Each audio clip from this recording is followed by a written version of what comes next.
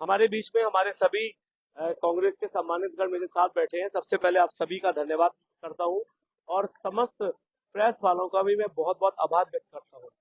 एक बड़ा अच्छा जिस दिन से चुनाव हुआ उस दिन से मैं सोच रहा था कि इस टाइप की वीडियो कब आएंगी, लेकिन मुझे प्रतीक्षा थी कि जब 4-5 दिन चुनाव को रह जाएंगे तो वोटों को ध्रुवीकरण करने के लिए ऐसी ऐसी वीडियो आएंगी जिन वीडियो का कोई आधार नहीं होगा। कल बड़ा अफसोस हुआ जब मैंने माननीय मुख्यमंत्री पुष्कर सिंह धामी जी की एक वीडियो देखी। वो जोर जोर से एक सभा में चिल्ला रहे थे कि साहब उनका मेयर बन भी गया तो क्या होगा, सरकार तो मेरी चल रही है, सरकार तो भाजपा की चल रही है। यह है असली चेहरा भाजपा का। अब मैं आपको बताना चाहता हूँ कांग्रेस का चेहरा। पहली बार जब चेयरमैन बनी आदरणीय उषा चौधरी जी, सूबे में चल रही थी कांग्रेस की सरकार, माननीय स्वर्गीय नारायण दत्त तिवारी जी मुख्यमंत्री थे इस सूबे के। पहली बार उषा चौधरी जी देहरादून उनसे मिलने जाती हैं और 14-15 करोड़ रुपया माननीय स्वर्गीय पूर्व मुख्यमंत्री स्वर्गीय नारायण दत्त तिवारी जी ने उनको पास किया। और वो पैसों से जो विकास पहली बार उषा चौधरी जी ने किया, उसके बाद काशीपुर में लौट के कभी विकास नहीं हो पाया। ये है कांग्रेस की विचारधारा। दूसरी बात बताता हूँ, जब हरीश रावत जी की सरकार चल रही थी हमारे सूबे में, तब हमारे विनोद भाई साहब और लोग नगर निगम पहुंचे और माननीय उषा चौधरी जी अभी यहीं पर ही आप सब ये बात पूछ सकते हैं और ये बात जाकर नगर निगम में देख सकते हैं कि कब क्या हुआ। हरीश रावत जी के लिए आदरणीय उषा चौधरी जी ने कहा कि देखिए साहब, ये जो बना हुआ है यहाँ पे सभागार, ये सभागार नहीं है, इसकी कितनी बुरी हालत है और आप इसको बनवाइए तो कम से कम नगर निगम है इसको पता तो लगना चाहिए। तुरंत वहां से फोन किया गया, हमारे विनोद भाई साहब ने फोन करा और 84 लाख रुपया हरीश रावत जी ने वहीं से फोन पर पास किया, जिस सभागार में आज नगर निगम में जो स्थापित है। ये है कांग्रेस का चेहरा। दूसरा चेहरा जो धामी जी कल रात से वीडियो दे रहे हैं, तो आप विकास की सोच रखते हैं, आप बात करते हैं कि हम केवल विकास की बात करते हैं और एक तरफ आप वीडियो में ये वायरल कर रहे हैं कि यदि कांग्रेस का मेयर बन गया तो पैसा कहां से लाएगा, सरकार मेरी चल रही है। तो शर्म आनी चाहिए, शर्म आनी चाहिए। उत्तराखंड आप सूबे के मुख्यमंत्री है, किसी पार्टी के मुख्यमंत्री नहीं है, किसी व्यक्ति के मुख्यमंत्री नहीं है, किसी धर्म के मुख्यमंत्री नहीं है। आप पूरे के पूरे उत्तराखंड की सम्मानित जनता के मुख्यमंत्री हैं। आप विकास की बात में बांटना चाहते हैं और चुनाव के बीच में आप ये वाला बयान दे रहे हैं। तो आप इतने बड़े पद पर बैठकर इतना छोटा बयान देना। और मैंने आपको बताया उदाहरण के तौर पर स्वर्गीय तिवारी जी और माननीय हरीश रावत जी का जो फंड काशीपुर में भाजपा के मेयर और चेयरमैन होने के बावजूद भी दिया गया। पहला मुद्दा ये था। दूसरा मुद्दा, जब अब इनके पास भाजपा के प्रत्याशी के पास और भाजपा के कार्यकर्ताओं के पास सारे मुद्दे खत्म हो गए, क्योंकि मुद्दा उनके पास था नहीं। भाजपा का प्रत्याशी स्वयं ये कहता घूम रहा था कि साहब काशीपुर हजारों जन समस्याओं का शहर है, इन जन समस्याओं को तभी दूर होगी जब मैं आऊंगा। तो सबसे बड़ा फरेब तो ये कि जो हजारों जन समस्याओं का शहर खुद मुंह से बोल रहा है और 20 साल से सरकार में चल रही है, 20 साल में मेयर चेयरमैन और मेयर साहिबा उन्हीं के भाजपा की है, उसके बाद जो ये कह रहा है, तो काशीपुर की जनता ये समझ चुकी कि तुम बहरूपियों को इसके अलावा कुछ करना नहीं आता। जो कल से वीडियो जारी शुरू करी है इन लोगों ने, फर्जी वीडियो एडिटिंग। मेरे कल शाम का भाषण आप बताइए, कल शाम की स्पीच जो वार्ड नंबर 2 और 1 नंबर को जोड़ता है, सैनिक जहाँ पे रामलीला होती है वहां पर माननीय हरीश रावत जी आए हुए थे। वहां पर स्पीच जो मेरे शब्द थे कि एक तरफ माँ चामुंडा मैया विराजमान है, अभी भी आप मेरी उस स्पीच को उठा सकते हैं। दूसरी तरफ माँ महिषासुर मर्दनी विराजमान है और उसके बीच में ये गंदगी से भरा हुआ सड़ा हुआ गिरिताल। ये मेरी लाइनें थी और आज भी गंदगी से भरा हुआ सड़ा हुआ गिरिताल है, आप सब जाकर देख सकते हैं। उसको एडिटिंग करके गिरिताल हटा के काशीपुर ऐड कर दिया गया, काशीपुर ऐड कर दिया गया, एडिट कर दिया गया। तो कितना बड़ा दुर्भाग्य कि आप किस गंदगी पर उतर कर आ चुके हैं। तीसरी बात, जो हिंदू और मुसलमान का ध्रुवीकरण आप इस चुनाव में करना चाहते हैं, काशीपुर की जनता आप सबको समझ चुकी है।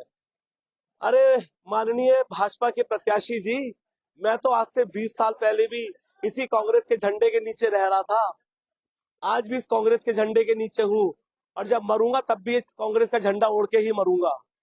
तब भी आप मुझसे सवाल पूछते हैं, जो 4 साल पहले राजनीति में आए 3-3 पार्टियों को बदलकर, जो आज से 3 साल पहले 2022 के चुनाव में जिन आप मुसलमान भाइयों को गालियां बक रहे हो, जिन मुसलमान भाइयों को आप काटने की बांटने की बात कर रहे हो, उन मुसलमान मोहल्लों में 2022 में आम आदमी पार्टी की जगह जगह जाकर टोपियां बांट रहे थे भाजपा के प्रत्याशी। मुझसे सवाल करेंगे आप?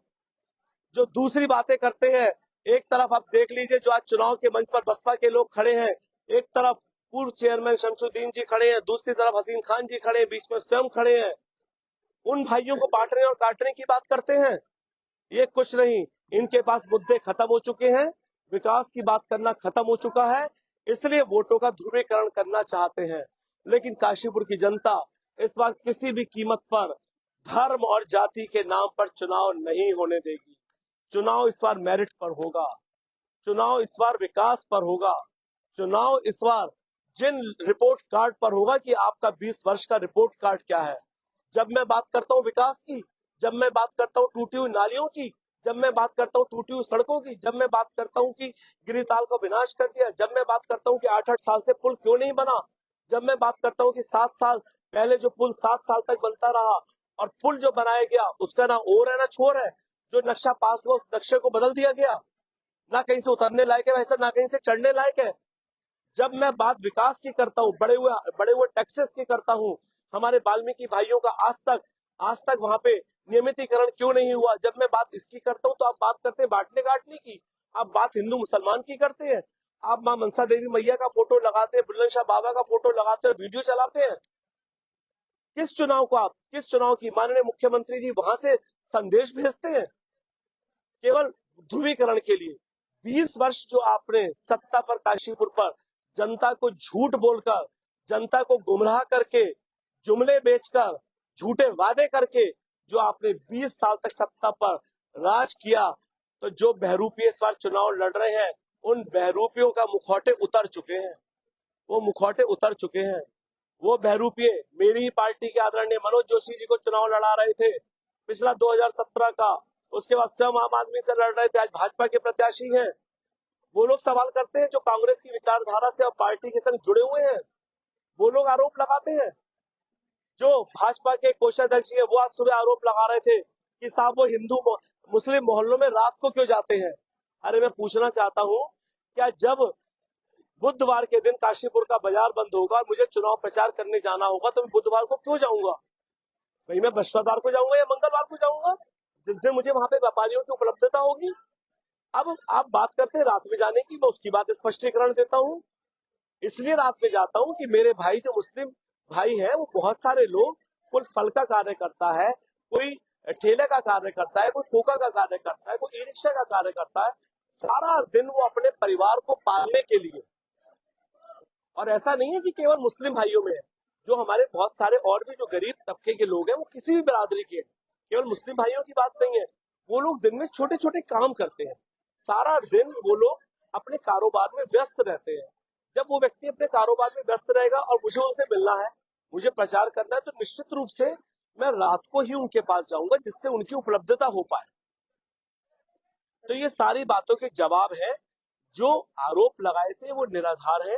वोटों को ध्रुवीकरण करने के आरोप है, हिंदू और मुस्लिम वातावरण खराब करने के आरोप है, व्यापारी भाइयों के ऊपर, इंडस्ट्री वालों के ऊपर अधिकारी फोन कर रहे हैं, दबाव बना रहे हैं, भय का वातावरण पैदा किया जा रहा है। चुनाव आज से पहले भी हुए, मुक्ता दीदी चुनाव लड़ी, मनोज भाई साहब चुनाव लड़े, बुढ़िया जी बाबा साहब तमाम चुनाव लड़े, हमारे एनसी भाई चुनाव लड़े उनके राम भाई साहब चुनाव लड़े, चीमा साहब चुनाव लड़े, उषा चौधरी जी चुनाव लड़ी, कभी भय का वातावरण नहीं हुआ। एक बड़ी कुशलता के साथ आपसी भाईचारे को बनाते हुए एक दूसरे के ऊपर हमने जो आरोप प्रत्यारोप लगे कराए, वो आरोप प्रत्यारोप विकास के ऊपर कराए। इन बातों को भूलकर जो आज भय का वातावरण करा जा रहा है, काशीपुर की जनता समझ रही है। जो लोग आज कुछ बने नहीं, वो गुंडागर्दी फैलाने की कोशिश कर रहे हैं और जनता से प्यार चाहते हैं, जनता से विश्वास चाहते हैं। वो विश्वास और प्यार इस बार नहीं मिलेगा। जनता इस बार किसी भी कीमत पर इन बहरूपियों को मौका देने के मूड में नहीं है। जनता इस बार विकास पर चुनाव चाहती है, जनता इस बार मेरिट पर चुनाव चाहती है, जनता इस बार पार्टी से ऊपर उठकर मतदान करना चाहती है, जनता इस बार एक बार जनता इस बार जो है चुनाव चाहती है कि एक ऐसा व्यक्ति और ऐसा व्यक्तित्व आए जो पिछले 20 साल से जनता की सेवा कर रहा हो, जमीनी मुद्दों को जो उठा रहा हो और जमीन से जुड़ी समस्याओं को उठा रहा हो। ऐसे लोगों को नहीं जो हर साल कपड़ों की तरह पार्टियां बदलता हो, जिसका समस्याओं से कोई मतलब ना हो, जो आदरणीय उषा चौधरी जी के ऊपर, नगर निगम के ऊपर माननीय हाई कोर्ट तक जो गए हो और रात दिन कोस रहे हो चीमा साहब को, रात दिन उषा चौधरी जी को कोस रहे हो, आज उनके पैर छूने की फोटो डाल रहे हैं। इन बहरूपियों से कोई सवाल पूछेगा नहीं पूछेगा कि जिनके लिए नाले का दरवाजा खटखटा रहे हो, नाले में कूद रहे हो, इनके लिए वो नगर निगम जो भ्रष्ट था कल तक आज साफ हो गया। आज माननीय उषा चौधरी जी जो भ्रष्ट थी, चीमा साहब जो भ्रष्ट थे भाजपा प्रत्याशी के लिए, आज वो सब सही हो गए। जब तुम प्रत्याशी बन के आए तो सही हो गए, सब सुधर गए। क्या बात है साहब, क्या बात है। जनता बेवकूफ नहीं है, जनता बेवकूफ नहीं है। जिनके लिए आप कोर्ट तक के दरवाजे खटखटा रहे हैं, जिनको आप भ्रष्ट कह रहे हैं, रात दिन जिनको गालियां बक रहे हैं, आज उनके पैर छूने का ड्रामा कर रहे हैं। तो ये जनता सब समझती है। 23 तारीख को जनता इस बार जवाब देने के मूड में बैठी है। जनता को बेवकूफ आपने बना लिया, बहुत लूट लिया, बहुत जुमले कर लिए। इस बार किसी कीमत पर ये नहीं होगा। आप कितनी गुंडागर्दी कर लीजिए, 5 दिन और है ना, 5 दिन और है। कितने माननीय मुख्यमंत्री जी ये कह लीजिए, कितने अधिकारी कह लीजिए, लेकिन इस बार किसी कीमत पर जितना आप धमकाएंगे, जितना आप डराएंगे, उतना काशीपुर का नागरिक सड़क पर उतर कर आएगा। जो तूफान आप सड़कों पर देख रहे हैं ना, जो तूफान इस बार संदीप सहगल का सड़कों के ऊपर देख रहे हैं, उससे 4 गुना तूफान जमीन के अंदर चल रहा है। उस जमीन के अंदर जिस दिन वो निकल कर आएगा उस दिन संभाल नहीं पाएंगे ये लोग, संभाल नहीं पाएंगे उस दिन। कितने आरोप लगा लीजिए, कितनी एडिटिंग करके वीडियो डाल लीजिए, कितना कुछ कर लीजिए, कितना ध्रुवीकरण इस बार कर लीजिए, कुछ छोड़ने वाला नहीं है। यही मेरी बात थी। अब पूछिए, उनका मैनिफेस्टो, वो मैनिफेस्टो जो पिछले 20 साल से आ रहा है, जो जनता को गुमराह करा जा रहा है, 20 वर्षों से जो वादे कर रहे हैं, मैनिफेस्टो वही मैनिफेस्टो। आप बताइए, आप वादा कर रहे हैं, एमपी हो गए, एमएलए हो गए, प्रधानमंत्री देश के हो गए, आज तक काशीपुर जिला बना? आज तक काशीपुर जिला बना कभी? मैंने रेल लोको आंदोलन में 7 साल मुकदमे झेले काशीपुर को जिला बनाने के लिए। आपकी तो सरकारें चल रही हैं, आप चुनाव का इंतजार क्यों कर रहे थे? चुनाव से पहले बना देते जिला। किसने रोका था आपको? किसने रोका था? ये पुल का निर्माण चुनाव से पहले कराने के लिए जो 8 साल से लटका हुआ है, चुनाव का इंतजार कर रहे थे। आज जो आप बातें कर रहे हैं कि मैं 30-90 दिन के अंदर सड़क बन जाएगी, 30 दिन के अंदर पुल बन जाएगा, इतने दिन के अंदर ये बन जाएगा, अरे आज से पहले 8 साल से तुम्हारी सरकार चल रही है, किसी ने रोका था आपको? पूरी की पूरी कांग्रेस पार्टी जो चौराहे पर सड़कों पर बैठी रहती है धरना प्रदर्शन और पुतलों के लिए, क्या हम इस बात के विरोध में बैठते कि पुल बन गया होता तो विरोध करते, सड़कें बन गई होती तो विरोध करते? ये पार्टी जो पूरी सड़कों पर हर समय रहती है, इस वजह से रहती है कि आप कुछ करते नहीं, केवल बोलते हो, केवल जुमले बेचते हो, इसलिए हम लोग सड़कों पर बैठते हैं। तो ये जनता जाग चुकी है। कितनी बातें आप कर लीजिए, मैनिफेस्टो उनका पूरा झूठ है, झूठ का पुलिंदा है। जो व्यक्ति 20 साल तक कुछ नहीं कर पाया, जहां पर लगातार बीच भाजपा की सरकार चल रही हो तब कुछ नहीं कर पाया, तो अब ये मैनिफेस्टो में किसी भी कीमत पर काशीपुर की जनता गुमराह नहीं होगी। की बात करें, अभी जो है कांग्रेस के जो बीजेपी के जिला कोषाध्यक्ष हैं, उन्होंने प्रेस वार्ता के दौरान ये कहा कि कांग्रेस प्रत्याशी के तो डीएनए में ही धोखा लगता है, चाहे बात करें मेयर चुनाव की या 2022 के चुनाव की, लगातार धोखा देते आए हैं। अरे जिनकी पार्टी खुद को सम्मान नहीं देती वो मुझ पर क्या आरोप लगाएगी? 1.5 लाख की नगर निगम की आबादी है, 1.5 लाख की नगर निगम की आबादी है, और एक भाजपा का कार्यकर्ता उनको नहीं मिला नगर निगम चुनाव लड़ाने के लिए। एक भाजपा का कार्यकर्ता पूरे 40 वार्डों में, एक ऐसा व्यक्ति उनको नहीं मिला जो 40 वार्डों में निवास करता हो। वो क्या आरोप लगाएंगे मुझ पर, जिनके पास अपना प्रत्याशी तक लड़ाने को नहीं है?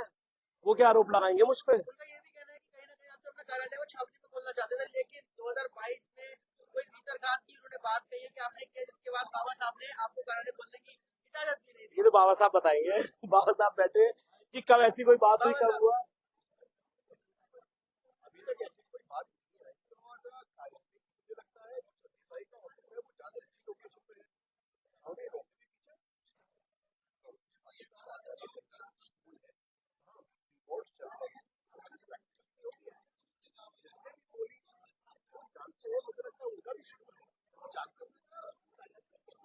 बिल्कुल सही।